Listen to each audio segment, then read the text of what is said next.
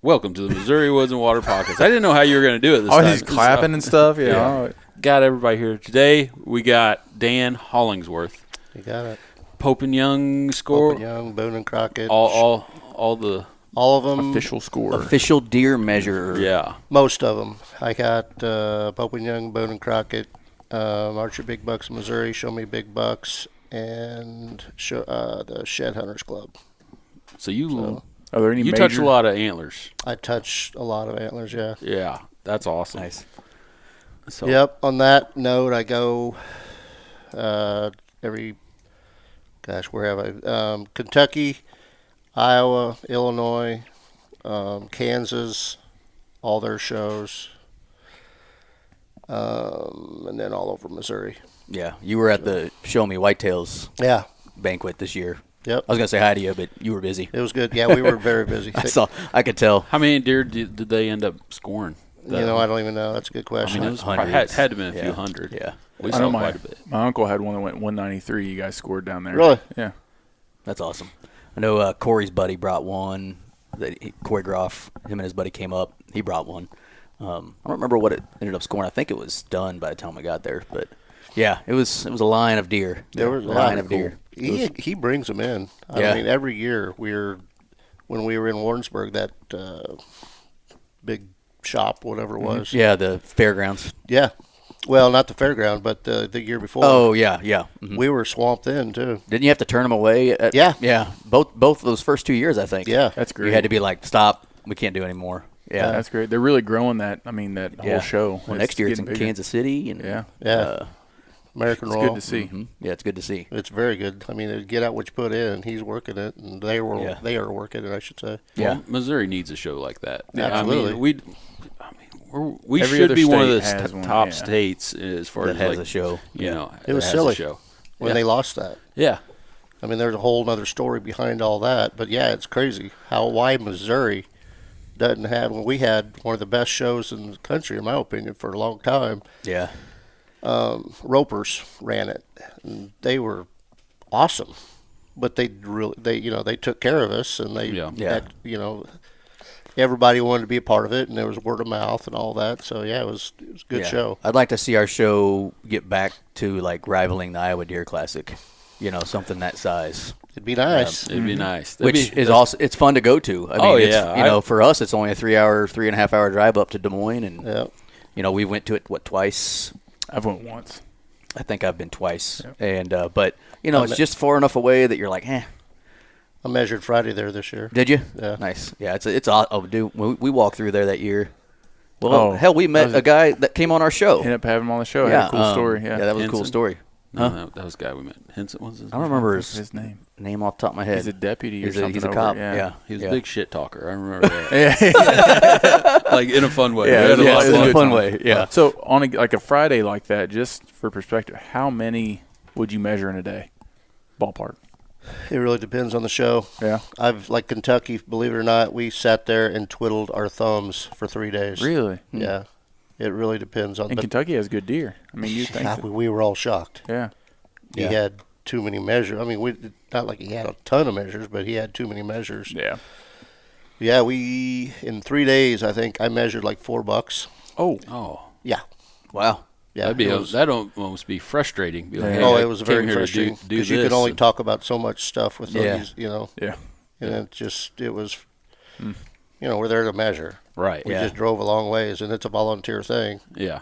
Yep. Oh man. And that's what you want to do. Like you enjoy Yeah. doing Oh, it. So right. you're Yeah. sitting there, and Not it ain't doing like you anything. can just.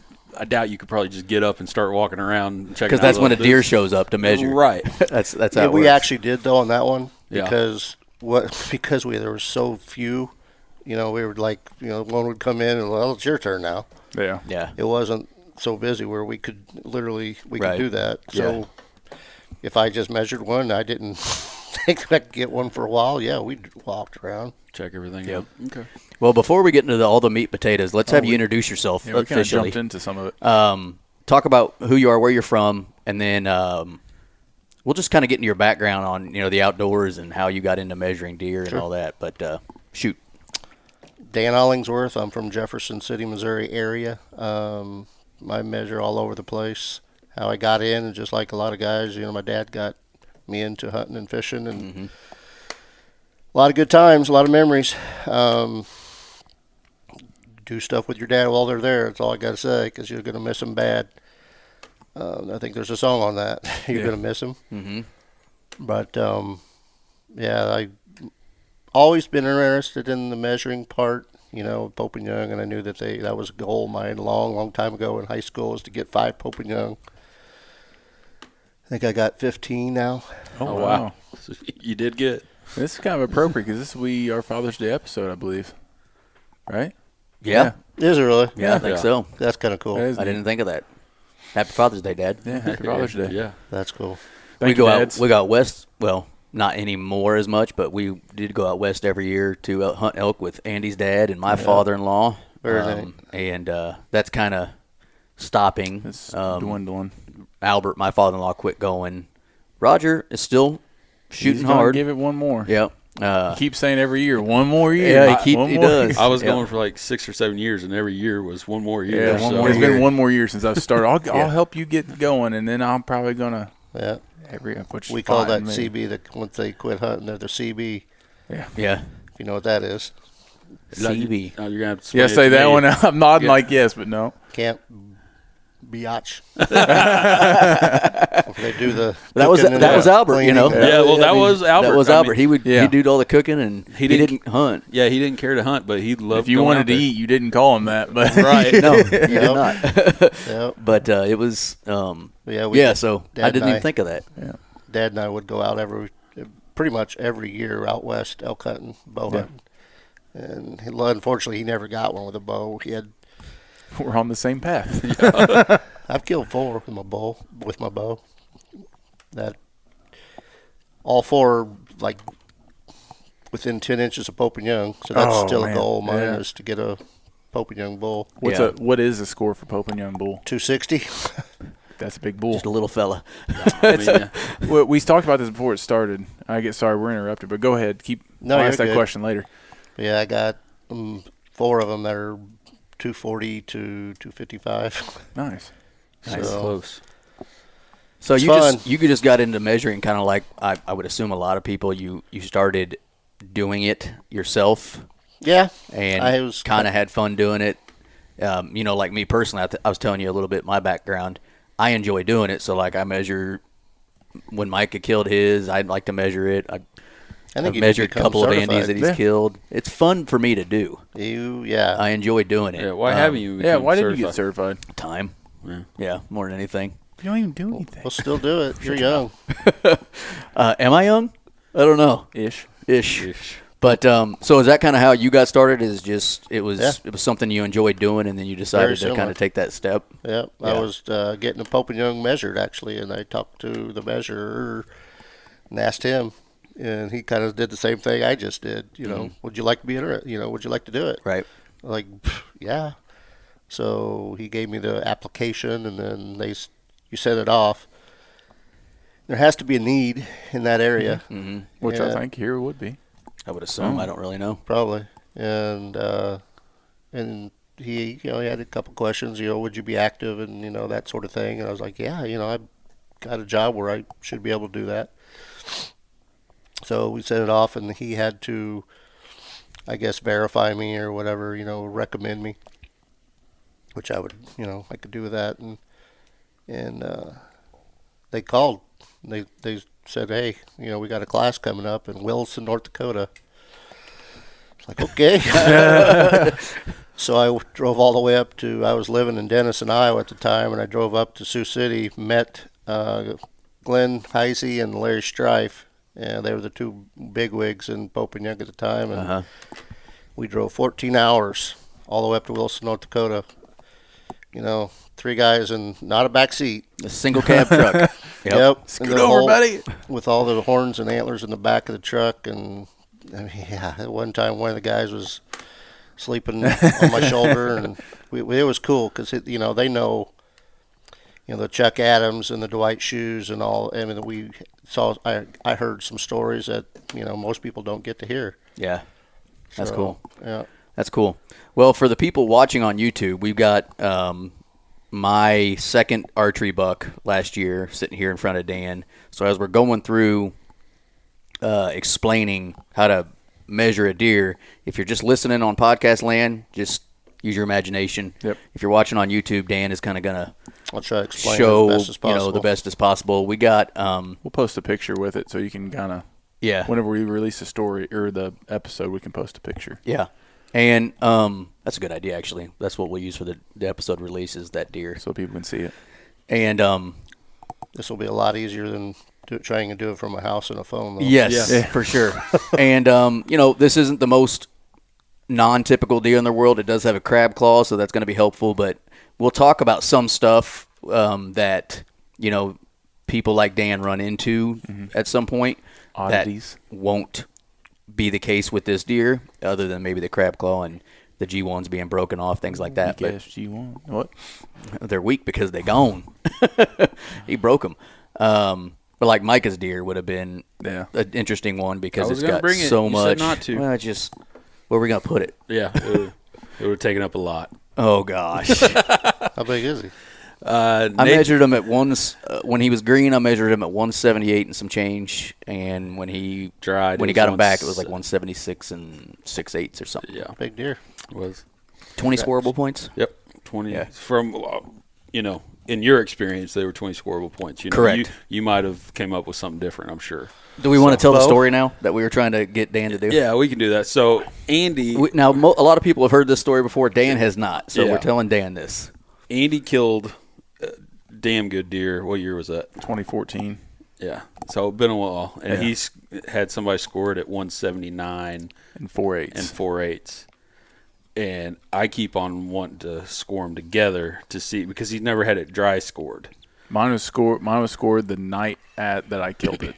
Yeah, and so he thinks that it's still bigger, which is I think he still got me beat, but I want to But his score on it. His rule is, if anybody kills a deer that measures 179 5/8.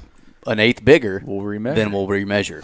Yeah, So I measured Micah's at 178 and like Bring it on. 3/8, and Andy's like, well, we don't have to measure then. I've got nephews that have like 176s and one like, nope. We need to make this official, guys. That's what I keep saying. I said this would be the best show if we had both these deer sitting here and Dan just, guys, Knock the 'em winner out. is. I mean I don't see What if why it was a matters. tie? I see. Well, the thing is, I just don't see. I don't get why he's so held up on not having it scored. It's Because he's a hard-headed It is what Humfeld. it is. Why does it matter? I think he's just being an idiot, honestly. Well, what if it grosses He's up? being hard-headed. Maybe one will win, Gross and net. Gross and then gross, and the one will win because of the drop down. Yeah. His would maybe win can net. both I have to guess mine. His would win net Really? all definitely day long. on net. Yeah. Yeah. I have a lot of like kickers on the base. I have 16 scoreable points, but they're all. It's a mainframe 10, Maybe. I don't 10 or remember. 12. I'm honestly going. I think it's mainframe 10, and it just has a ton of like trash in the bottom. And I'm talking like 3-inch like kickers going in and out, like just on his bases, is what might. Which I guess is mostly what his is too. I guess mine now would be that I mainframe think of it. 12. I That don't know. buck, actually, things like that, they can vary because it could have like a common base stuff Yeah. and get more than Oh, you okay. realize. I see what you're saying. Yeah. We'll have to show him pictures of That's each what of them. that's what I'm That's what I'm trying saying. to. I I'm can trying to find find one that would work out good. Micah's Right. was killed 2 seasons ago. Yeah, 2 seasons. Yeah. When I changed careers, I had to change Apple IDs, and all my old pictures. Or somewhere else. Yeah. Yeah. But, so that one's Micah's. Yours? Yeah. Dang, dude. Now, you're not going to see he's got about 15 inches of trash on the bases. No, it wasn't that much. It was I'm pretty 8 or 10. Well, he's got 6 scoreable points. He's got 3 on each side. Heavy. Yeah, I mean that's his mass was very And he's impressive. It was nice and 5. dark. He carried 5 inches mass on Yeah, each he's mass. very measure. heavy. Yeah, Look like pretty good beams. they were okay. They weren't amazing. They weren't amazing. His And- spread was smaller. Yeah, Andy's. Conveniently, mine won't load. So Good buck. Andy's was the one that like him short time. Shorter Yeah. times. Andy's But had real you know, wide. yeah, I'm pretty wide. yeah, pretty Yeah. wide, pretty long tines. They're very different looking deer. Yeah. Yeah. If my Facebook will pull up, I'm pretty sure I have. That's it in one my of the things I like photos. about measuring too is they're all different. Yeah. Yeah. I mean, even the basic 8 and 10s, they're still different. Even, and I've noticed the longer I did it, the more I noticed the deer itself, like the cape and the the head and then the ear. I mean, they're all unique. Well, and it's interesting when we have people here, if they look at the 2 deer behind us, most people say this one's bigger. He's about 10 inches smaller than that one. Mm-hmm. But he's got that look to him, which if you look at him right on, you might not notice as much. He looks very impressive, but he's a good deer. Yeah. But he's about 10 inches smaller than that one. No, I believe it. And then that one's got a double throat patch, if you can. Yep, see I see that. Yep, and which makes it a trophy all alone. Yeah, he was cool. That one's heavier. It's a little bit wider. The side to side is more symmetrical. There's not going to be near as many deductions. Yep. If you know what I mean by that. Yep. And I want to get into the deductions and like what's the net and the gross. Like I don't score. Nathan scores all mine, so I don't get why there's deductions, and it just doesn't make. Well, let's just start with the basics. Yeah, let's go from there. Someone wants to learn how to score a deer. Mm-hmm. Let's talk through the process, and then we'll get into all that other jazz. But so we got the buck here. When you're looking at your initial starting, what do you do? What was the first? What would the first thing someone does? If somebody wanted to get into it, I would recommend they hang out with me or another veteran measure at some show, where they're doing a lot and see a lot, and where it's not just 1 or 10 deer. There's a lot of things, and they can ask questions and learn the math and all, everything. Right. And then they can get a lot of time. We would certify you for the state club, like the Missouri Show Me Big Bucks and the Archer Big Bucks in Missouri, where you could just measure those for those 2 shows or those 2 clubs.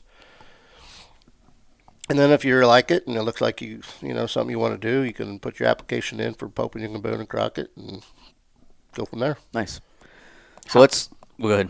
How long is like the class and everything for like Pope and Young? Weekend. A weekend. Okay. Yeah, I got Pope and Young was up, like I said, Wilson, North Dakota, in '95. I don't remember when Boone and Crockett. I got certified Boone and Crockett, but that was in Jeff City, so that was handy. I was right in my backyard, right? And we had a lot of us. That's another thing. It's kind of a fraternity. Mm-hmm. We get pretty close.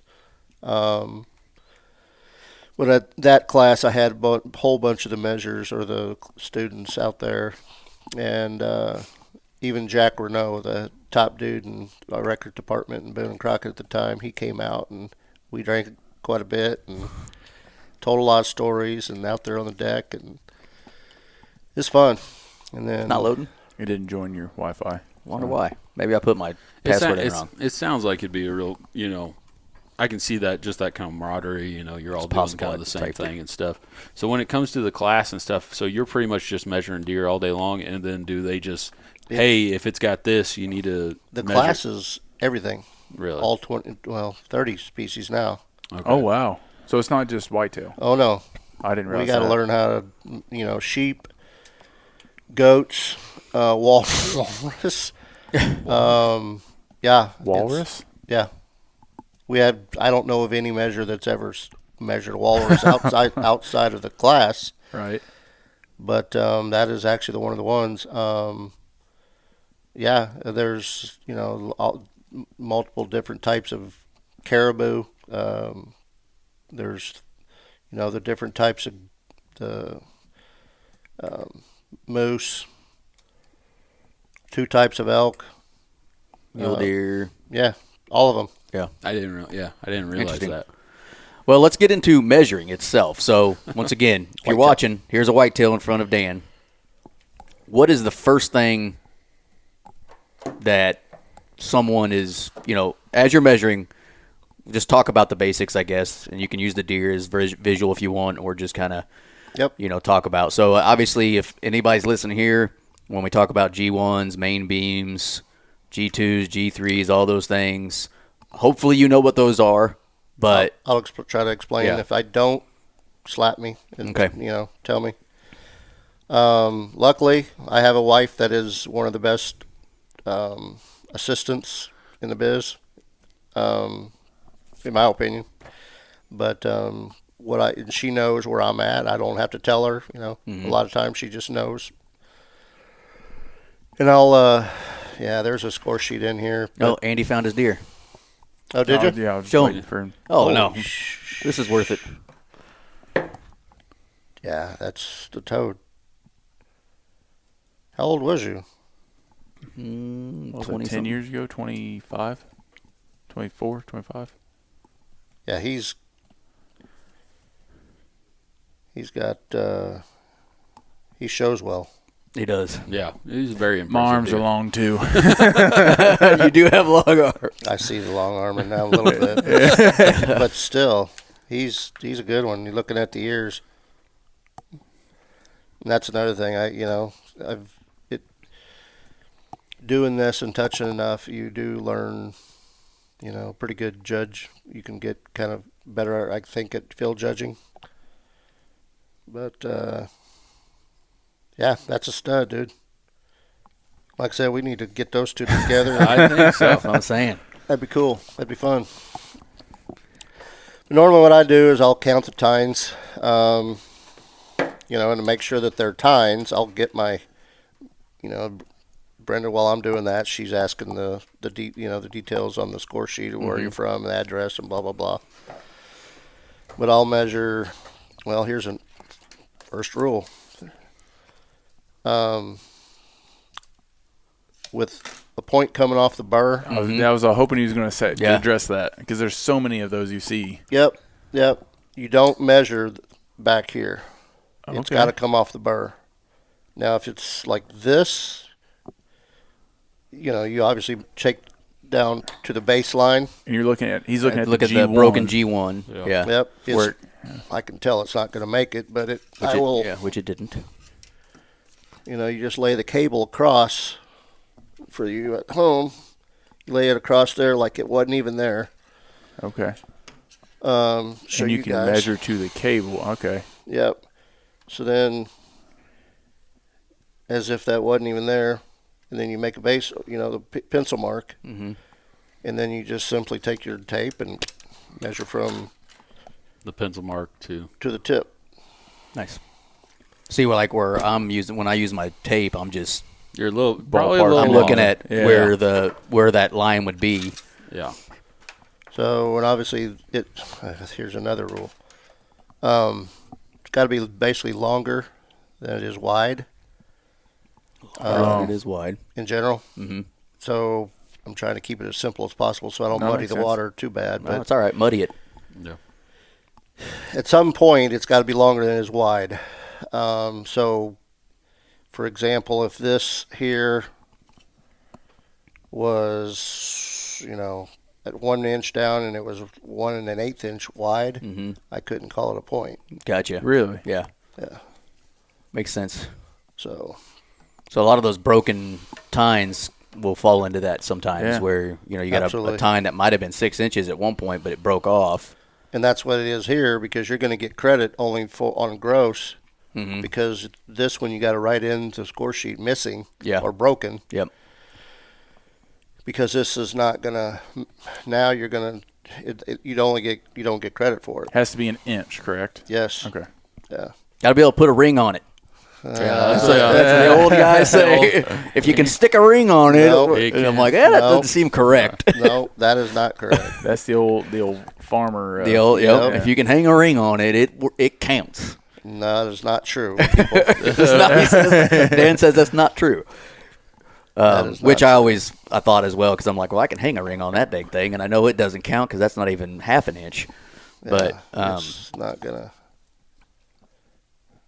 And so 3/4 stuff off the burr, Right. that trash So off when you there, say off the burr, I guess you're talking this ring right. You're talking. So are you Where going the down ant- to the base, or where where the are you antler meets the starting? skull. right there, Okay, you're starting. Okay, at the starting base. on I see. on that hard horn. Yep, I see it now. Yeah. where it changes color basically too. So Gotcha.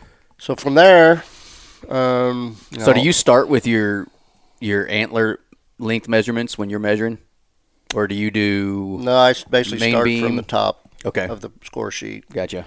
And that's, like I said, when I'm determining which ones are points and all that with the baseline, and I'm drawing them all in and taping stuff too. If I get one that's really, really crazy, not with a lot of non-typicals, I got to get the tape out and start taping them Right. with a different color tape to make sure, and then once I measure one, I'll make a little X on it, and because otherwise it gets confusing. If you got Did that I point measure? or not. Yeah. Yeah. Well, I've done that a few times. Well, remember that one I measured just in the back of that girl's at the youth at hunt? the youth thing? Yeah. Yeah. It got confusing there for a bit. I was She had like, did I measure that? Because we were there, and this was the first deer this girl's ever killed. And the dad's like, does anybody know how to measure deer? I'm like, well, I'm not official, but I'll do it. Yep. I got my stuff. I had just a little vinyl tape, and so we did it in the back of the truck. And did like dude, 180 I could not something, right? remember what I was like. Did I measure that point already? Yep, one of them. Well, the one I have is actually a One of those clothing fabric tapes. the clothing fabric, so it's Yep. long and Yep. a little thicker. yeah. Yep. That's measured a lot of deer over the years. Yep. too. Oh, yeah. My I wife forgot. is mad at me. It's like her fourth one that I get bloody, and then she's like, "Well, that's yours now." Yeah. But I was in that situation. This girl killed so her and her dad didn't even realize what she shot. She shot a monster. First deer she's ever killed, 180 plus inches. I love that kind of Monster. stuff. Yeah. Her dad was thinking, do you think we should mount this? Is this a And I said, yeah, you're going to want to do that. Yeah. And You just spent a lot of money and don't know it. you don't even know it. And she'll probably never do this again. Yeah. Like Yeah. this, you don't see this. Once in a lifetime type Yeah. deer. So, Well, that along that line, we were talking earlier. Before I forget, with Boone and Crockett, or we're talking with this type of buck, less than 1% will ever get a booner, nope. That's wild. and then less than 10% of all bow hunters will ever get a Pope and Young. So, and that's the minimum is 125. So, And the booner was you said 170 and 180. 160 for the 160. records period and 170 for the all-time for typical, and then 185 and 195 for non-typical. And those are freaks. I mean, Yeah. that's those- why it's less than 1% will ever get a booner. Right. Yeah. And that's like throwing out the 400-inch bull. I mean, it's just so rare. Right. Right. Yeah. That people don't realize how rare, a booner is, a net booner. Right. That's crazy. Crazy.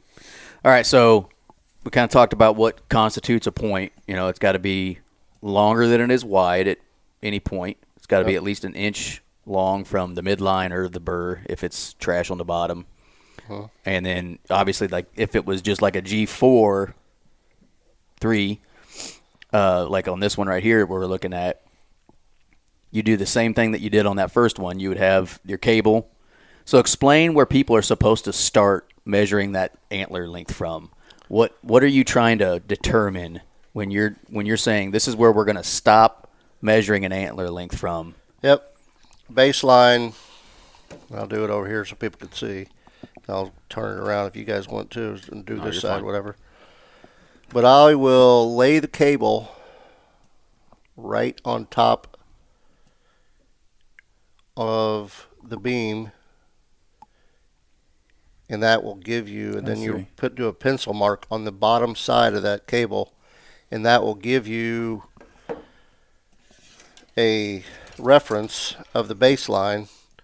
And then you take, and I don't have my good tape measure and all that stuff because I left it at home, but then you take the tape measure, the lip end tape measure, and you measure from the very tip all the way down to that baseline, and that would give you probably on this one I didn't make a baseline on the pencil mark, but it's about looks like it's going to be 7 4/8, and everything is by eighths on whitetail.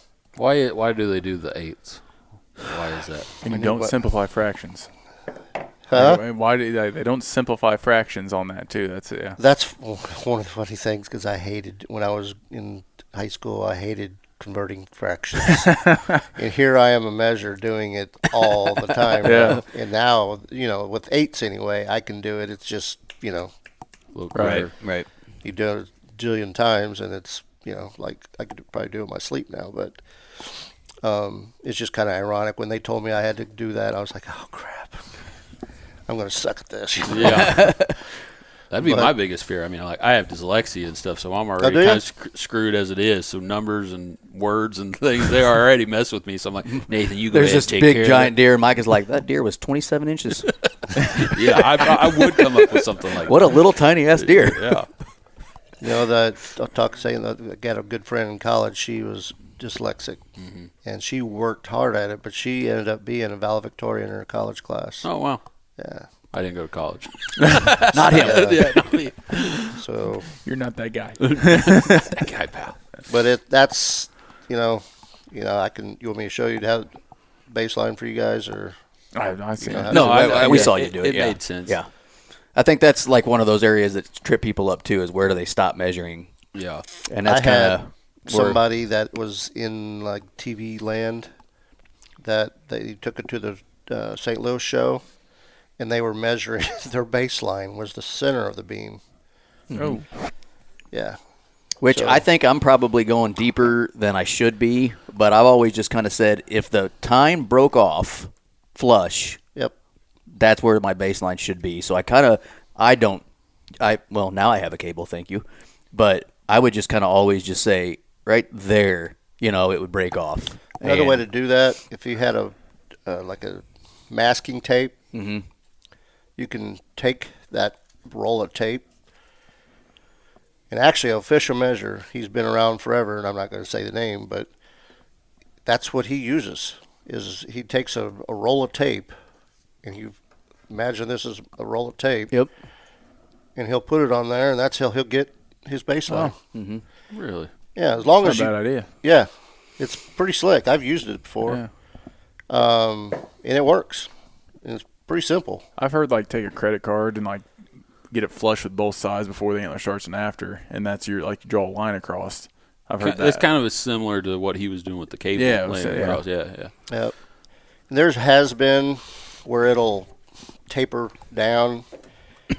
So if I'm questioning myself, there's a tool that I have that measures here and it'll measure here, and then so you can make sure that you're in the right spot for the baseline. Very rarely do I have to get that little tool out, but it is, it is helpful every once in a while to have that. Yeah. Or if somebody is, one of the other measures is questioning or whatever, I've gotten it out before or whatever too. Sure. Yeah. So that's antler length. Yeah, that's tine length. These are, again, like you were saying, this would be G1, G2, G3, G4, and G5. And the reason why they call them G is because on the score sheet, it goes from A to the top, just, all the way down to the circumferences at the H, H1, H2, H3, H4. Mm-hmm. And I'll get to that here in a little bit. I'm kind of jumping ahead, but So that's where G comes from. Yeah, I just was like, okay, whatever. Just went with Yeah. it. yep, I figured that I explain that while we're doing it because that's been a question that I've heard. Same thing with these H. Why didn't they call Mass them measurements. C, circumference? But no, it's I always thought G was growth. Growth 1, growth 2, growth 3. Yeah. I mean, You could have told me stood for anything, and I'd been like, oh, okay. So that's your tine length. So then you also have the main inside beams. spread and Yeah. main beam and main beam. We'll go to main beam next, which I know spread's another one. Well, but Yep. He called that. Yeah, I'm curious now because he called that one G5 instead of main. I would have called it main. well, G1, G2, G3, G4, and then this is part of the main beam. Would you call that main or G5? it's not G5, Okay. but okay. it's If there was a point there, that'd be the G5. I see what you're saying. If that was a point coming down like this, Mm-hmm. you usually take the drop to be the beam, and this would be the Okay, so the drop. Okay. Well, so let's talk about beam. So on the right side of this deer, he's got a crab claw. Yep. And so when you're measuring the main beam of a deer, Crab now claw. Dan will talk about how to do that in a sec, but when you do have something like a crab claw, this is where people get confused, I think, a lot. What is the beam and what is the G4? Yeah, this would be the G4. The ruling is it's got to come off the top of the main beam, outside edge of and that's where that messes up a lot of people too. It's got to be like this is flush with the outside edge of the top of the main beam. If there's a shelf, they're going to kick it back. So hurt some people too. What do you mean by shelf?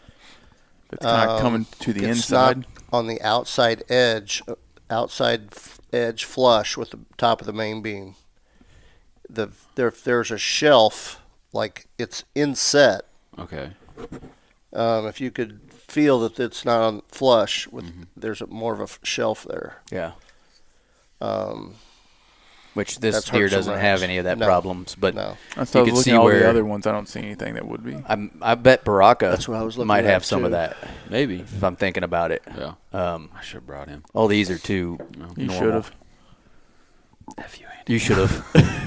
Yeah. Unfortunately, that rule has hurt some rat deer. Yeah. But it is what it is. But, I mean, a But lot that of people. just goes on the net, right? That That'll- doesn't go. Correct. That doesn't matter about gross. Correct. Okay, so to measure a main beam length, how do you do that? Yep. This ridge from the eye socket runs into where you start. If we can all agree that this is the absolute inside, this is the outside edge. Now you can't see what I'm talking about. There's the ridge of the eye socket. So if this is the absolute inside, we can agree with that. The inside or the outside is right there. So you start with your cable right there and then follow the beam all the way around the outside edge in the middle. Oh. And then right here, because this is the beam tip, you follow it in the middle all the way out to the beam tip. And to do that, you just lay the cable, again, right where I said, and squeeze it tight. And just keep following. I'm not going to redo it, but Right. and just keep following. Some guys will tape it, but I figure that that's the reason God gave me two thumbs and other fingers. Going All out, the way put a out. little cable or a little alligator clip when you get out here, and then just simply measure it. And you got the beam length. I'd probably pick up some of the deer I measured, a couple tenths or eighths, sorry, because I always come from the back of the head, Back here. yeah, back there, and just follow it around. Okay. Yeah, you probably get a little Shorten myself. You did. And that's another common error. Yeah. So, in the inside spread, I need to get one of these anyway. So, I've had two. One of them's broke. And I've been wanting to get another one. And this gave me a reason Get a new one. to get and I stopped at Ace in Lori because I was at the cabin last night. Ace didn't have it. Lowe's didn't have it. Tractor Supply didn't have it. And finally I stopped at Menards and they had it. So Good old Menards. Save big money. because apparently they're hard to find, I bought two of them this morning. But this one is really tight. But the inside spread, I'll back up a little bit while going down. The tip to tip, this is the beam tip on the right. And that's another thing. It's always the deer's right and left, not Okay. Not ours. You're Yeah. right and left. yeah. So if this is the beam tip, and this is the beam tip, you just simply measure from tip to tip, and that gives you the tip to tip score. And that's supplementary data. That doesn't add to the gross order. Yeah, that gets some people. Yep, it Yep. does. And then the gross score, On this one, I'll just keep it somewhat simple because this is fairly. I don't want to muddy the water again, but there's some cases where I will say it actually because it is fairly common. If you get a point that's growing off like this, Right. that adds to the widest spread. Okay. So So if you have a kicker coming off, let's say that G3, yeah. that is part of your wide spread. So I would put that up against, we'll call this a wall, and then that is up against the wall like this. That's a point. Really? Yep. And then you take the widest over here, which is the beam. So then now you can measure from the wall. Now you're doing outside spread? Yeah. Outside Oh, spread. okay. Which- it's supplement. Okay. Yeah. This thing's I thought we were tight. about to inside spread. I was like, wait a minute. I'm really Yeah. screwing myself. Yeah. Yeah. So you do just basically, if there was a Thing time, had a 17-inch kicker going off the one side. I didn't measure. But that's just supplementary data. Okay. The widest. Got excited for a second. So yeah, dang, I need to redo all Yeah, I will bring it in. No. 200 inches. that thing. That's tight. But that's why these are really, really, That is pretty slick. nice because you can get down the gnat's ass on you slide it back and forth on the inside. Again, in the middle, and it's got to be perpendicular with the skull. And that does come into a play sometime where you have a messed up. Yeah, trying to find that perfect spot for inside it's got to be spread. perpendicular in the inside, middle of the beam. So this one's going to be 13, 14, about 14 and 7/8, and it's super easy. So, What is that called? Just in case somebody want to pick Carpenter that. rule. Carpenter rule. Carpenter rule. Make sure it's got this little slide though, because they do sell them without the little slide. Yeah, I mean I've seen those things, but I've never seen it with the little slide in there. One of the stops had them without the slide. I was like, because they were hanging there. I was like, yes, and then I looked and I was like, well, that ain't gonna do anything. That's not going to do anything for me. Yeah. Okay, so you got antler length, main beam, inside spread, and then mass measurements, Mass. which Mass are considered measurements. H. And every deer has 4 of those. You got it. Good job. Every single deer, Even if it's a spike. even if it's a 6-pointer or a Yep. So how do you get 8. measure a spike? I was going to ask you. Yeah. I mean, you just You don't. You don't. It's a spike. First of all, you don't shoot the damn thing. yeah. But you do have, even with a spike, you have 4 with a spike. Just for example, you Right. take from the burr to the tip, measure halfway, and that's all. That's your circumference. All 4 of them. Take that Interesting. times 4. Uh, Take that one measurement times 4, 4. and that's your. You got it. Okay. That makes sense. Yeah. I was thinking you even it out and then you go however Yeah. even 1, 2, 3. 1, I 2, guess 3, you're 4. kind of average. That being Yeah. said, That'd be a lot of measurements on this little fella. right. Yeah. That being said, I'll quiz you on an 8-point side. H1, H2, H3. Where do I get the 4? On the The middle? I mean, or the. My answer is the widest part, but I mean, It's wrong. No, that's not right. But anybody else? I can't want tell to. I've always just going to ton midsection between the G3 and the end of the main beam. Ding, ding, ding. Gosh, I should be an official score. You should. I think you should go. So, yep. Yeah. You take this G3, and then you come, where that center of that is, where it meets the center of the beam, and that is where you start, and you measure that. Again, keeping it simple, if that's 10 inches, you take it 5, and divide that in half at 5 inches. That's where your G4 or H4. Now, mass, that is not what Nate does. Nate just goes halfway Yeah. and does it. Close. So, once again, I'm Ballpark. doing it for buddies and stuff. But Andy goes to the widest part. it There you go. See, now he might be lower. see, Although I he didn't didn't measure score it. it. He didn't measure it. I forgot about that. A taxidermist did. And who knows what he knows? Never know. He's probably just trying to give you a big head. That happens actually? I believe it. See, now there's reason to doubt. There's doubt. Dude, Nate wanted that deer to be bigger, so I mean, there's doubt.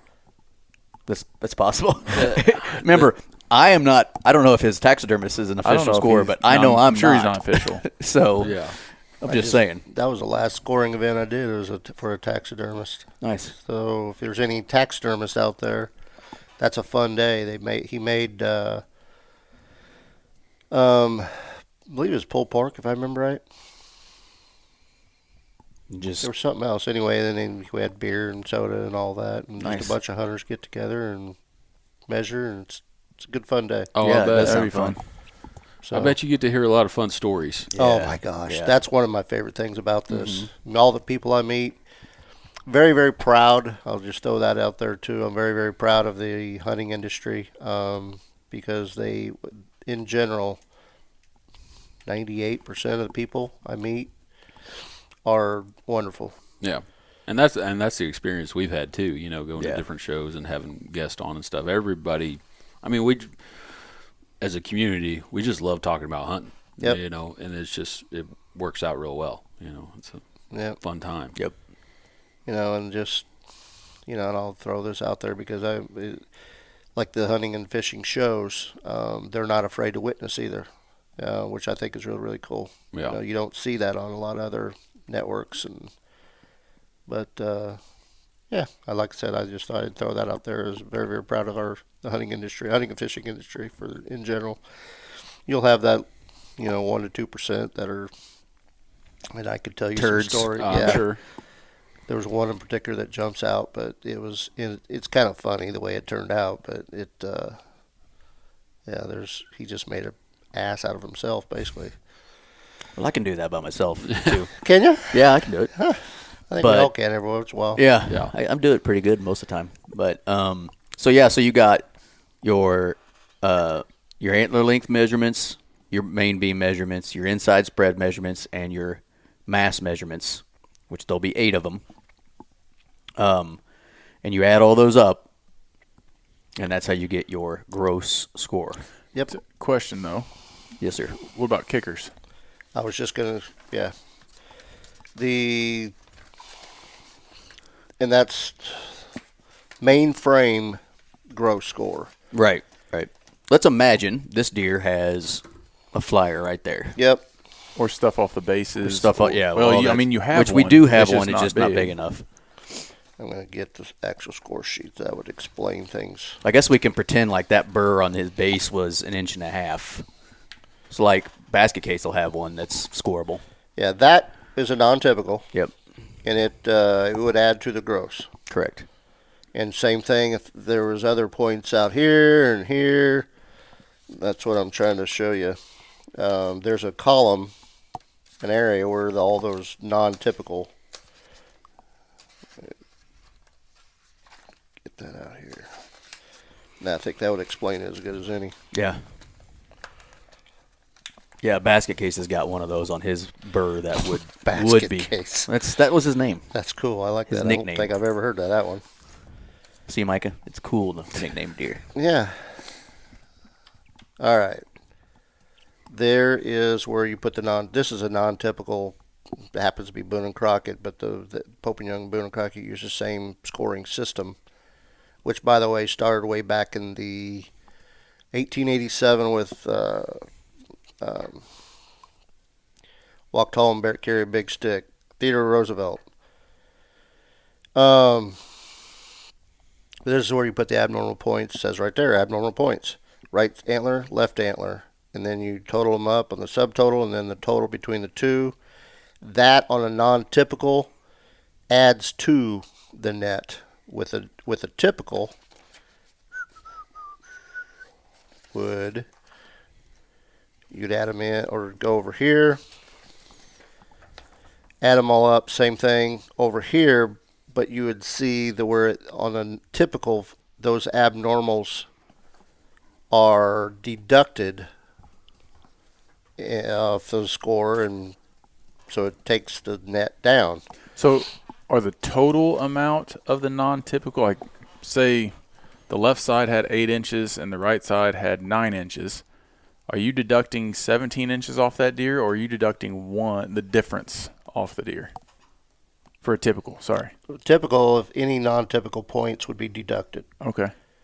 But say Pope and Young, well, let's just keep it. So the Pope and Young, if it's 10 inches or more, then you can call it a non-typical buck.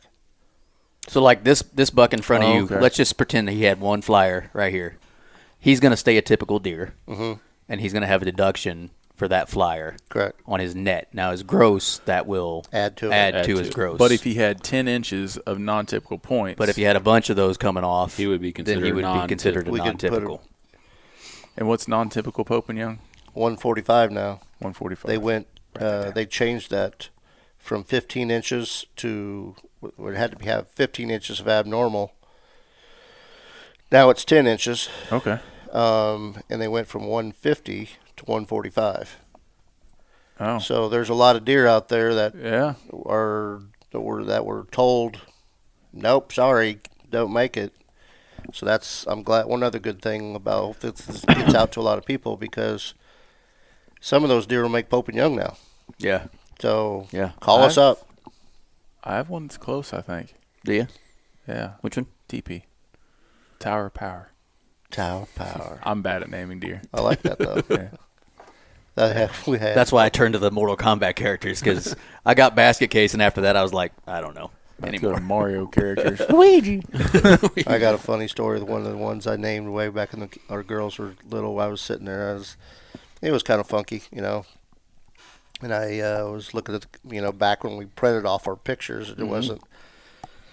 I'm aging myself a little bit, but I was looking. It's like the youngest daughter came around, and I said, "Hey, what do you think a good name for this?" And just immediately she goes, "Bow chicka wow wow,"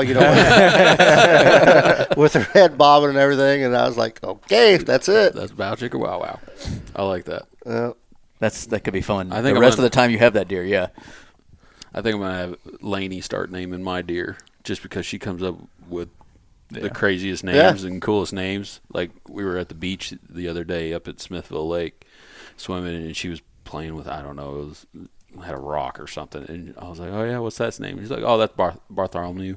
Bartholomew. I was like, what? She's 4. And she just comes up with cool names Out for of the stuff. names of babes. Yeah. Without a word. Yeah. Yeah. Whatever that saying That's is. awesome. Out of the mouths of babes. Now the males of babes. Yep. Yeah, it cracks me up. So We got anyway, grandkids now. oh gosh, yeah. How many kids we got between the three of us? 7, 9, No. Oof. 9 kids between the three of us. Yeah. Close in age. Pretty close. Yeah, Mine are about older. Yeah, I've got a 17-year-old. Old He's ass. got his youngest is a 2-year-old. 2-year-old. He'll be 3 here soon. Yeah. His youngest is 4. 4, 7, and 11. Wow. So A lot of memories being made. a lot of memories. My son, he's the middle child. He's 7. He killed his first deer this last Very year. awesome. It was That's a awesome. doe, but man, it was so Oh, much fun. yeah. His uncle. So me and him are brother-in-laws. I don't know if you caught on to Okay. that, but yeah. So he was with us, and his cousin, his boy Chase. So it was a good time. No, Bennett. No, was it it was Chase? It was Chase. I can't remember who was with him. Yeah, it was Chase. That's right. It was Chase. Yeah, so it was a lot of fun, Yeah. and we shot it on Andy's farm. Andy's so farm. it's kind of Really? pretty. And he's married to my cousin. I'm an in-law to both of them. That's getting So his first cousin is my wife, really. and then my sister is married to him. Yeah, So you guys spend some So time they together. they don't have any relation right. other than the connection to me. Do who you And then my relation is in-laws to both of them. Cousin-in-law technically, Yep. and then brother-in-law. Down. Yeah. We thought about naming this the In-Laws or the Outlaws podcast In-Laws or and whatever. Outlaws but, podcast. Yeah. That'd be appropriate, I think. But so that's how you get a gross score. Now, for a guy like me and these guys, that's all we really give a shit about. Nets are for fish. That's what we hear. I've never heard that You never before. heard that, I'm sure. So, like Does whenever that we drive talk you about, crazy? I'm sure it does. You're like, Not anymore. yeah, whenever we're talking about our deer, he's 145 inch or he's 178, 179. Gross, yeah. That's what we're talking about is our gross score. Everybody uses gross. Where did the net come from, initially, or at least what have you been told why net is used? because originally, way back in the Boone and Crockett starting days, it was made for symmetry. Yep. And that's the reason why, really. I mean, they wanted the somewhat competition type thing with because originally it was Boone and Crockett was for conservation. I mean, the way they've done, Google that sometime, but what all Boone and Crockett has done, I mean, they have been very instrumental in lots and lots of things. And Pope and Young too, but mainly, Boone and Crockett is most because of, 1887 is when it got started. Yeah. And what it's been it'll shock, even myself when I just read it not too long ago to kind of brush up a little bit. It's amazing how much stuff that Boone and Crockett has been involved in and helping hunters, Yeah. So, which is another reason to support these groups. We're kind of we do fight for the hunters' rights. We have a big voice in politics. Unfortunately, I hate politics, but we do have a big, between the two clubs and other clubs too. I'm not going to discredit like Safari Club and blah blah blah. Between all of us, we are the voice of a lot of hunters. So, which is another big reason to help support those clubs. And that's what I've always kind of been told was net originally with Boone and Crockett was to keep the whitetail as symmetrical as possible. Mm-hmm. So, like back when they started measuring net, or net was considered, if a deer had non-typical points and all this stuff, it was considered a negative. Maybe negative might not be the right word. Not as healthy. It was not as healthy. It wasn't as pristine. It wasn't as perfect. And so, like, the idea of a perfect whitetail back then would have been like, honestly, a deer kind of like him. Like, true. Everything was the same on both sides, 10 points. There's no other trash. This is that deer. And so originally, like, net was considered, with Boone and Crockett and things like that, what would have been better for the deer herd down the road or as health. And so a typical, like, trashy deer like Baraka would have been considered maybe a little bit of a negative back then because he had so much crap coming off all over the place and kickers and flyers and all that. That's kind of what I had always read about net. Yep. And which I understand the thought behind it. You want the whitetail to be healthy and that's what it is. I guess as time has gone, I mean, you see more non-typicals, I think, nowadays than you do typicals. I mean, that was kind of like, I wonder what the difference is compared, like the deer herd we have now compared to what the back deer in the herd 1800s was back in the 1800s. I would assume that back then the typicals, I mean, that's what you saw was typicals. You didn't see like a real freak, we would call it today, or something like that. I mean, I wonder what the difference would be. Yeah, because like now, you think about it, we feed them, we put mineral down, we try to boost them up as much as we can, and I mean, they're breeding them to make to be breeding and all that. So I would assume now, like, it's the heyday of the non-typicals. But I think we're seeing more, big non-typicals than we did before. Yeah, I would think so too. And that's another thing that they, with the Boone and Crockett a long time ago, helped with, because there was the overkilling and the population was going, so that we actually helped with the conservation part. Yeah, to say, hey, the numbers are dropping. You can see right here our numbers, because we're basically the only place you can get those numbers to prove that. And that's why, again, it's been kind of neat to be able to help. Because if we see, thousands of deer coming in that are really averaging big, and then all of a sudden there's a trend where they're dropping off as less deer and they're smaller, where else are you going to get the numbers other than our clubs that shows that red flag that there's a problem? Yeah, we got less deer getting measured that are Yeah. smaller. That kind of throws up a flag. Maybe we should change something. Yeah. Right. And we have the numbers to back it. What's the trend right now? Like, have you paid any attention? Like, are we at a, like, we'll call it healthy thing, or are we down? Well, I think it's healthy. Healthy? Yeah. Okay. Yeah. It's been pretty stable. I do know that and you would never know it with Russ's show, their show, I should say. I don't, but there are quite a that are dropping. They don't get as many people at some of those shows as we used to. And I blame the internet because of that.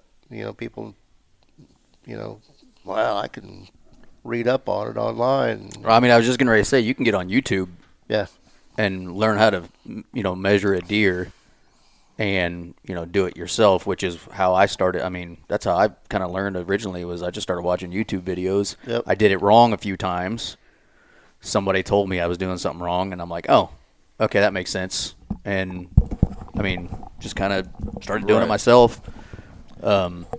But unfortunately, they're missing out on going to some of these shows, especially if they have little kids, because they have fun things, where they can shoot little bows or BB guns, and they can see firsthand, and they got a lot of, like, for instance, the Deer and Beer Fest. Michael Waddell is going to be at that, and the big name. It's fun to go to. It's memories. Meet new people. Yeah.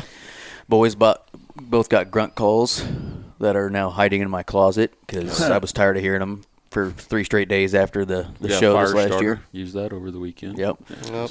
Lots of cool stuff. Which I probably should get back to them. So they are their grunt calls, but some company out of Minnesota or somewhere way up north came down and had acrylic duck calls and all this, and this was their last 2 grunt calls. And I didn't realize I could buy them right around the corner for like $20 cheaper.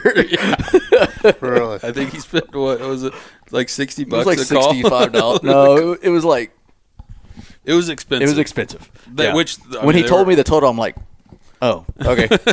I'm already committed. Is that good? Yeah. Yeah, they're awesome. No, they're great. good calls. It was just funny. We weren't expecting the price that he gave us, Yeah. Yeah. but it was good. But at that point, like I said, the boys were already holding them in their hands, like, yeah, got these. So, I'm like, yeah, here's the card.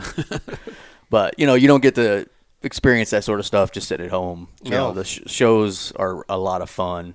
Yeah. And it's hard to get to stuff. I mean, the 3 of us are kind of perfect examples of being busy all the time, but we try to get to at least one type of show, every year. Yeah. Whether it is a measuring show that has deer or not. I think 2 years ago I took Caden to Caden and Chase. It was the Sportsman's Expo that out was in Kansas. Kansas City. And that didn't have deer. I mean, it was More fishing. wasn't more it? fishing more than anything, to be honest with you. Yeah. Wasn't that great of a show, to be honest. But other than that, I mean, it was still something the kids don't realize that. The kids don't realize that you're sitting there going, this kind of sucks. Yeah. They're like, this is awesome. They love it. Yeah. And that's a good example because the Kansas show and the Overland Park show closed because people weren't supporting it. Yeah. And then there's all these people, oh, why'd they close? Well, Nobody went. You're not actually going. Yeah. Yeah. You want to see it, but you don't actually want to go to it. So what's the point? Right. Yeah. That's a good point. Should we have him kind of walk through? You don't have to go through the actual measurement, but just talk us through. You have that deer in front of you. We've talked about how to do the measurements. Yep. But walk us through. Okay, that rack gets set in front of you. Where do you start and work your progression through your measurements? Sure. And how does that deer become 165 inches? It doesn't. That one Like does I not. said, it doesn't. Yeah. No. No, he definitely did not. Yeah. Time travel. And Sure. Can you bring back your arrow? It was a big ass deer. Yep. What I'd normally do, again, Brendan knows, where I do it is I'll start at the top, number of points on the antler. While I'm doing the baselines and doing all that. Mm-hmm. Number of points on the right, number of points on the left. That's A and B. Or no, that's A, and then B is tip-to-tip spread. Which is supplemental data. And both of those would be supplemental Supplementary data, correct? yep. And then the greatest spread is C, which is the greatest, and that's like we said, that's just supplementary data. It doesn't add to the score. Damn it. Yeah, right. It did the first few times I measured deer. Yeah. And another thing, while I'm doing the baselines, I'll do the baselines on all the abnormal points too, if there's any. So with this, you don't really even need a baseline because you take from it's on the burr, and you always measure off the burr to the tip. So no baseline needed. So once all that's done, and I've given her the number of points on the right and left, and the tip to tip, and the greatest spread, I'll get this little toy out and do the inside spread. Actually, I do that with I use it with the greatest spread too, and there is a thing called spread credit. You probably know what I'm talking about. Nope. Okay. It says the spread credit may equal but not exceed longer main beam. And very rarely does that ever come into play. Yeah, I've never had to worry about Yeah. anything like that. So it just You know what? Garens could. Remember that one Garen killed with the arrow in its neck? That thing looked like almost like a moose. It was straight out wide. But short beam. I mean, maybe not real short beams, but maybe shorter than the spread was. Yeah.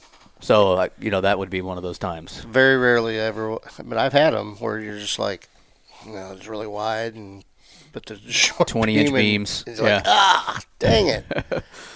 It kind of screws the deer, but it is. I mean, it is what it is. That's the rule.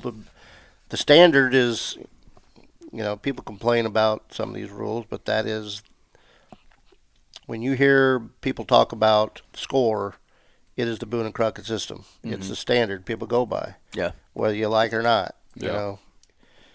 Well, let's get into that because you and I talked about it on the phone a little bit. Yep. And obviously, if you can't say anything, don't say anything. But my brother-in-law was the first one to bring that up to me. My other brother-in-law. I've got 3 of them. We've seen it since then. I've seen it. Yeah, people have done it. He was the first one. He's like, why don't people just do water displacement or something that every square inch of that deer is credited, And I thought, you know what? That makes a lot of sense, but it's just not feasible, because everybody'd have to have a bucket. The skull plate would have to be, and the skull plate would have to be the same size. And we all know deer have different thickness of skull plates. And imagine the size of the bucket. Yeah, for elk. Yeah. It just. I mean, it'd be water tank. It'd be. That's probably me. Oh, is that yours? Like, is there a cricket here? Yeah, I got. While that, in theory, makes a lot of sense. Yeah. I mean, it does. Here's how much water. Yeah, so that's that deer that he shot that had an arrow in its neck when he killed it. It wasn't his arrow? Nope. No. Nope. He didn't even see the arrow until he found the deer, and he's like, "There's that full-length arrow sticking out of its neck." Holy crap! Really? Yeah. But see how wide it is, and then Yep. I'm sure the beams are probably enough to, but I agree. That could fall into that rule. Could be close. But that was just supplemental, right? Like, it doesn't matter. So yeah, we kind of go off topic. Like, explain the credit because I didn't get that. Oh yeah, and that's my bad. I kind of skipped forward to water. So it is a good idea. Let's just say the inside spread was 23. Okay. Wide deer. And the beam 20. Yeah. You get credit for 20. On so gross and everything. Yeah. I'll be damned. The spread credit may equal but not exceed longer main beam. Okay. Well, that's a possibility out there. I mean, know, it's definitely a possibility. We don't run into it very often. You don't see a lot of 23-inch wide deer, but yeah.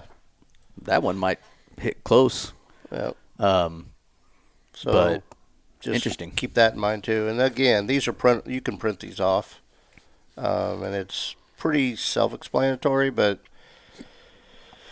that's what we're here for. You can call us up. There's a list. Go on Pope and Young, Boone and Crockett, Archery Big Bucks. Shoot me. Actually, that's another thing I'll throw out there. Archery Big Bucks, especially in my opinion, has got a really, really cool. Archery Big Bucks, Missouri has got a cool website that you can do search Show Me Big Bucks is going to probably, hopefully, duplicate it. But yeah, if you can search by a hunter's name, you can search by like 12 point, you can search by. There's lots of different ways you can search, and it's a lot of fun. That's cool. Yeah. Yeah. All right, going back to water displacement because I still want to talk about it. It ain't gonna happen. If you could pull it off, like, if every county had like a spot to go, it makes a lot of sense. It doesn't sound. But as cool, no one's though. gonna walk around and be like, "Hey, I had a 13 cc deer." Yeah. No. You know what I'm saying? Or I Yeah. had a 147 cc deer. Like, it's just However they do it. It'll we've been never- talking about deer in inches for Ever. hundreds of years, and while it makes sense potentially theoretically that every deer would get credit for everything he has, sure, Total volume of total antler. volume, yeah, That's the key word. Yeah. but it's just it would never. It'd be like saying, I don't know, like It'll a never. touchdown in football is now worth 2 points. Like, Right. it just doesn't make any. It just doesn't work. Yeah. It it's wouldn't fly. 6. Yeah, so Yeah, it it'll does make never- sense to me. It's just never gonna happen. As a this is kind of changing it. You being a professional scorer, you sit next to professional scorers scoring these people or scoring these deer. How often does it change from person to person? Like, you come up with your number, we'll just say 100 inches. The guy next to you scores the same deer. He comes up with 100, and I'm guessing One. it's going to be more like the Like- 240 inchers where there's I'm that just- discrepancy. but like, how much is there a lot of difference in between you guys when y'all How score the often same do you deer? see that? Not Yeah. a lot, especially the measures that do a lot of what I'm sure it's the same thing with people measures out west that sheep and elk. Those guys do a lot of them.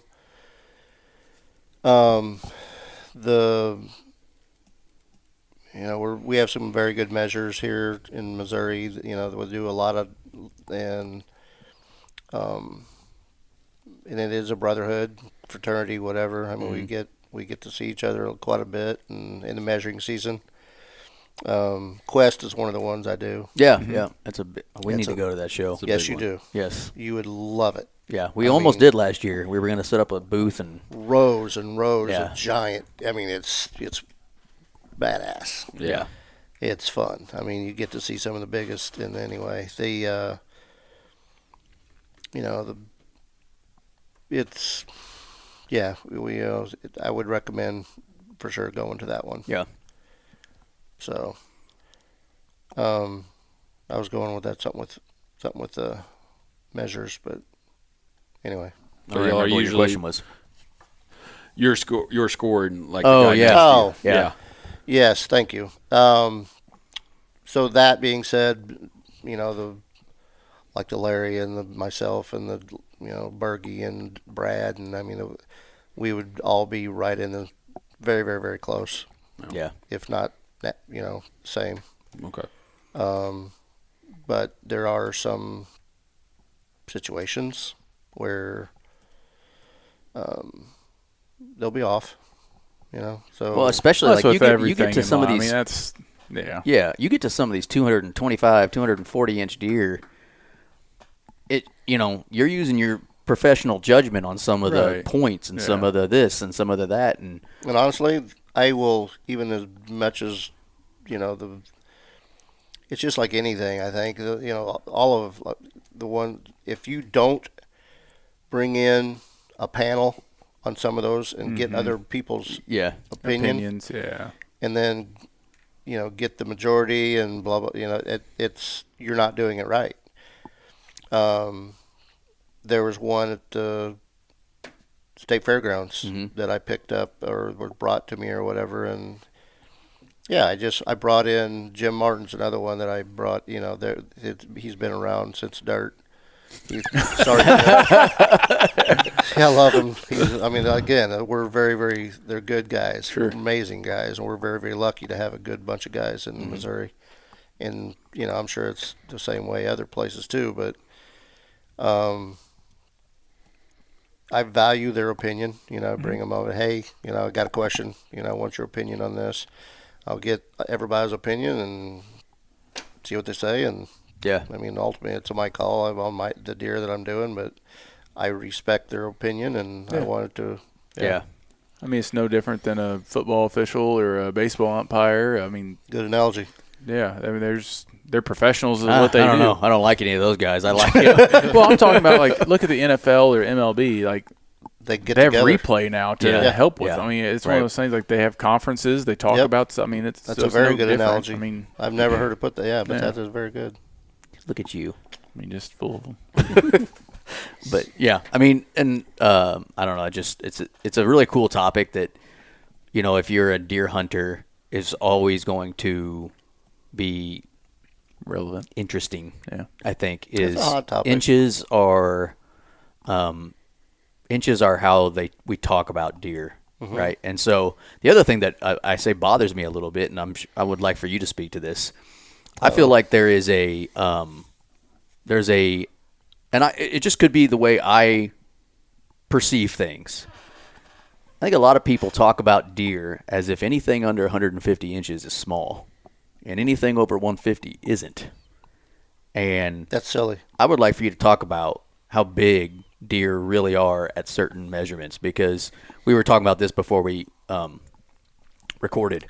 You know, I don't think people quite realize what a 130-inch 8-pointer really is, or, you know, what a 140-inch deer really is. Those deer. Trophy doesn't have a number. In my opinion. This deer here is a good deer. Yeah, He didn't get to 130. Still a good deer. it don't matter. And it's just, you know, why do you think that is? Do you feel like that is the same sort of feeling that you get around, or do you, Micah? I just feel like people hear, oh, it was 143. Oh, yeah, he would have been a good one next year. I think What? people just think of it as the standard. Yeah, it's kind of like, why is 150? I guess it's an 150 easy number. Seems like but- a This may standard. come as a surprise to y'all, but I don't see a trophy having a number. Agreed. Yeah. Because I have measured some little bitty Yep. for us, for a kid or even a guy, you know, a gal, whatever. That is their trophy, Right. you know, and that is Agreed. their time to shine. And I don't. It trophy is in the old cliche. The trophy is the eye beholder. If Dad, as when I was growing up, going back to my roots, would have put a limit on me on what I could shoot, I wouldn't be freaking bonkers. I mean, I'm loved to deer hunt. Mm-hmm. One of the reasons is that he put that fire in my butt a long time ago. That was I got as excited about that back then as I do, you know, my bigger Right. bucks now. Right. So they have to go through those stages, I think. You know, if somebody still feels, and there's another story, but God bless his heart, but the dad, he shot a deer he had just bought some ground, and he shot a deer, and I got all the way to Jeff City, and he calls me up and said, "Hey, Dan, I shot a buck. I think it's a pretty good one." And he was all excited, and I turned all the way around, drove all the way back down to the lake, and we tracked it, and we found it. And he's still excited, and then he's like, "Well, I know it's not what you would have shot, and I'm sorry." I go, "Don't what? Yeah. Are you serious?" I go, "This is one of the biggest bucks you ever shot in your life. Don't be sorry for crying out loud." And Yeah. it's that's what I mean.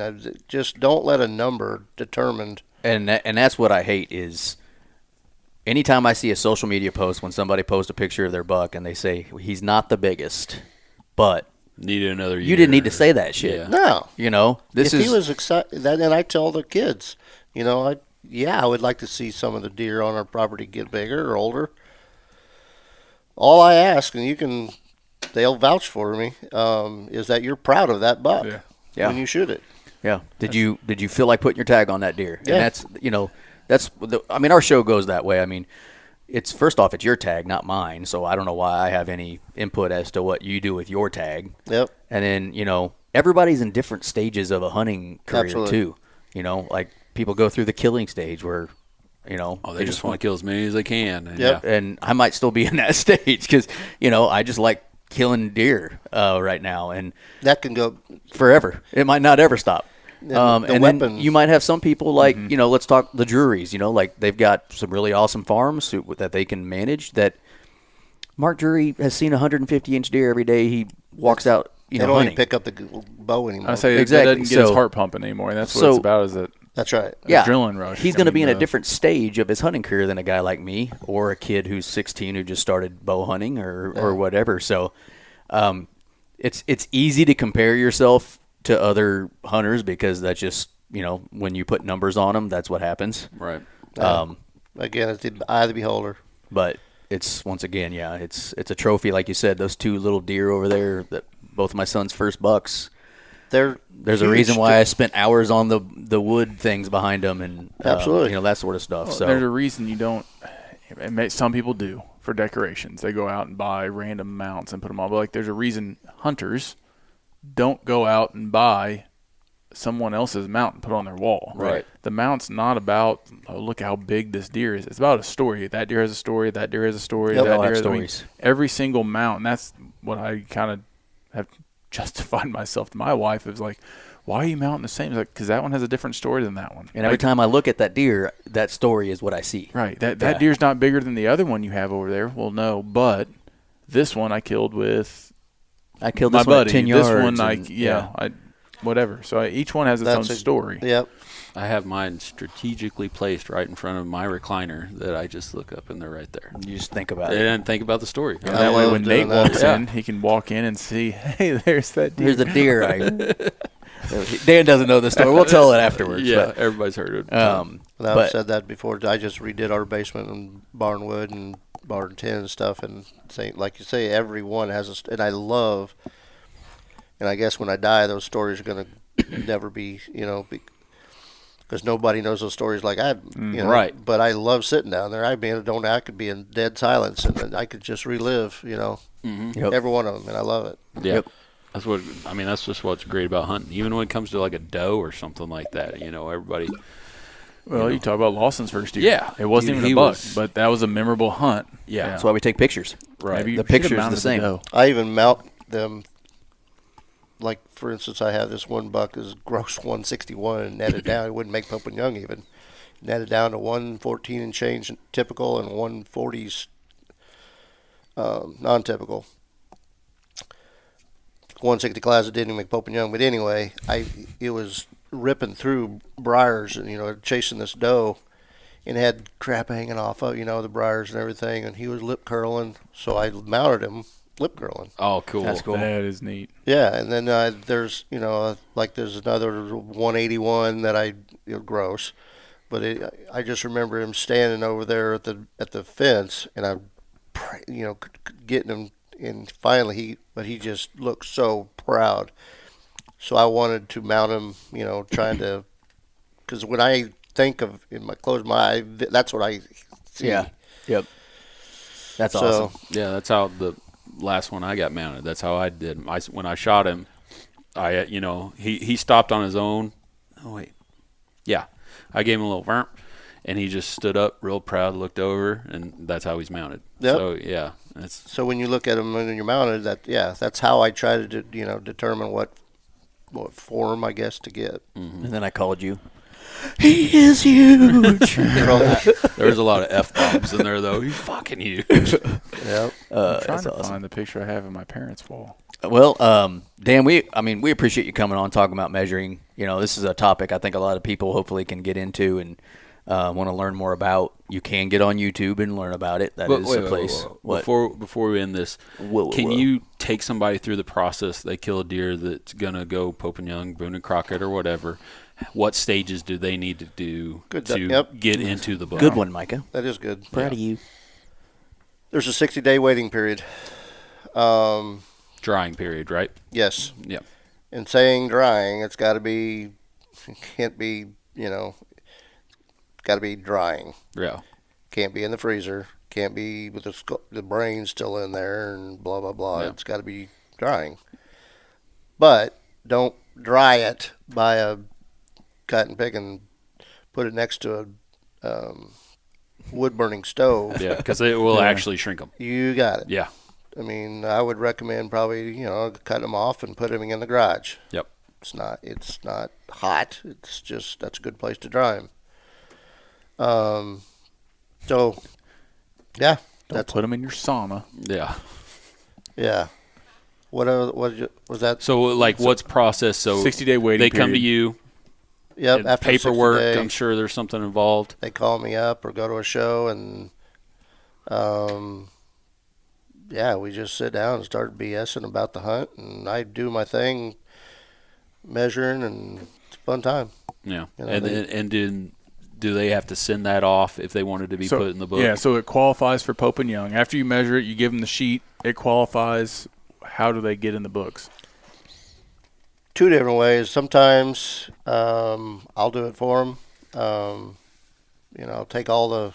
There's a fair chase statement. We do this together, fill it out, and then there's a fair chase statement, which for both clubs. The state clubs don't have the fair chase statement, but the Boone and Crockett and Pope and Young do.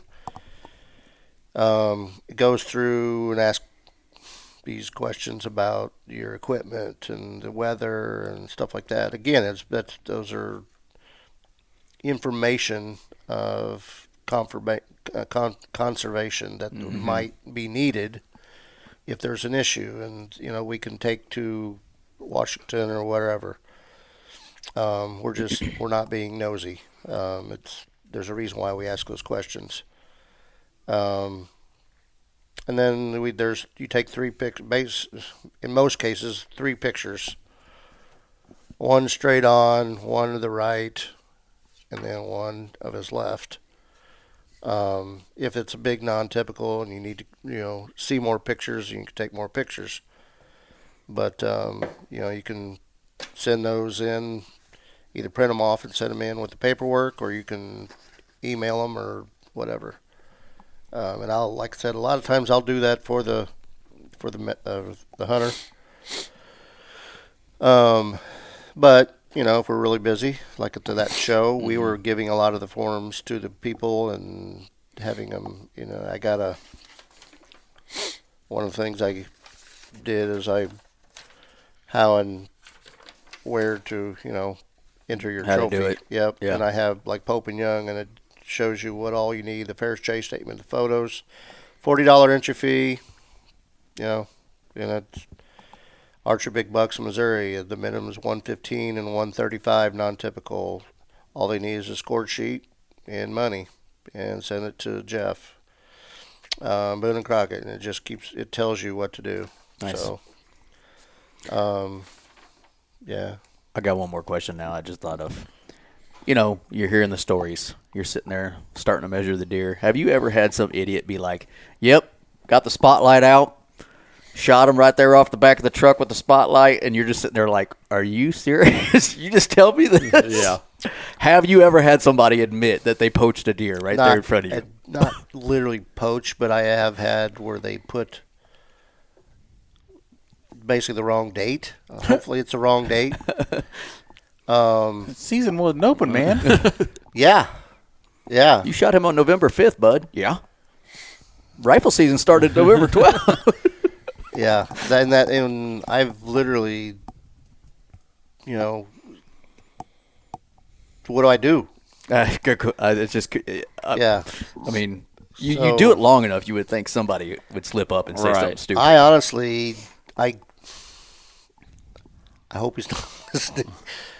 I was one of the, I helped bust one of the biggest poaching rings in Missouri. Oh, cool. That's cool. Yeah. The guy, again, I'm going to put my ass on the No, don't. Then don't do it. Yeah, you don't have to. no, We can talk about it off the air. Yeah.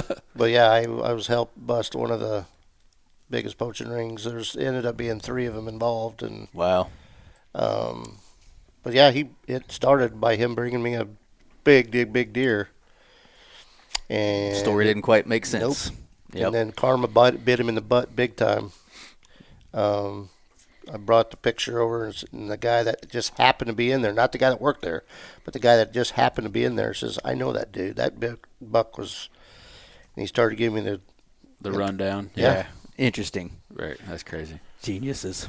Yeah. All right. Well, hey, Dan, appreciate you coming on and talking about this. This was My an pleasure. awesome It little was fun. subject. And you guys got anything else for Dan? I'm good. Thank you. Dan Hollingsworth, appreciate you coming on, man. Appreciate you having me.